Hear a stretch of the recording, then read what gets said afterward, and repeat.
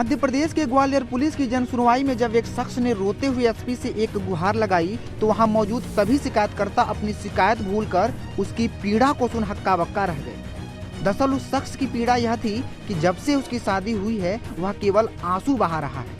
अंदर ही अंदर वह शख्स इतना टूट चुका है कि ग्वालियर पुलिस की जन सुनवाई में एसपी के सामने इच्छा मृत्यु की अनुमति देने की गुहार लगाई है।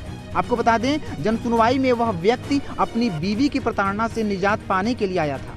युवक ने जन सुनवाई में रोते हुए कहा, साहब मेरी बीवी मुझसे कपड़े धुलवाती है, भरपेट खाना भी नहीं देती, मुझसे बर्तनें धुलवाती है। जब आवाज उठाता हूँ तो बीवी अपने घर वालों के साथ मिलकर मुझे पीटती है। युवक ने उस जन सुनवाई में एसपी के सामने रोते हुए कहा, जब से शादी हुई है तब से केवल आंसू बहा रहा हूँ। अपनी बीवी की प्रताड़ना से निजात पाने के लिए इच्छा मृत्यु की अनुमति देने की गुहार लगा रहा हूँ।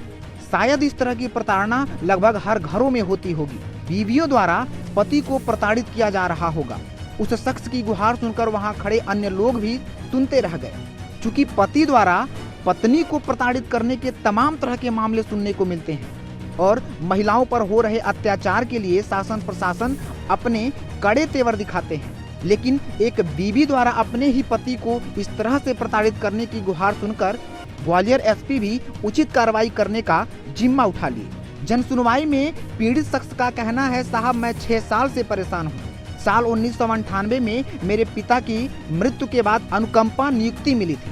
फिर 2016 में विनय नगर में रहने वाली अनीता से मेरी शादी हुई। शादी के कुछ ही दिन बाद मेरी पत्नी और सास ससुर प्रताड़ित करने लगे। 2018 में पत्नी और ससुराल वालों ने मुझे कमरे में बंद करके पीटा और दहेज एक्ट में पुलिस के हवाले कर दिया।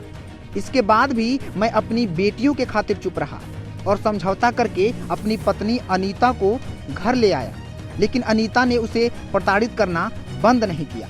आपको बता दें, पीड़ित शख्स धर्मेंद्र ने बताया उसने अपनी भांजी की शादी के लिए कुछ रुपए जमा किए हुए हैं, लेकिन अनीता अब ज्वाइंट अकाउंट से भी रुपए निकालने नहीं देती। जन सुनवाई में पति की इस पीड़ा को एसपी अमित सांघी ने मदद करने का भरोसा दिलाया और कहा, क्योंकि पति मानसिक रूप से परेशान है, इस मामले में क्षेत्रीय पुलिस को कार्यवाही करने के निर्देश देता हूं। पत्नी को बुलाकर काउंसलिंग के जरिए उनका पारिवारिक झगड़ा खत्म करने का प्रयास किया जाएगा।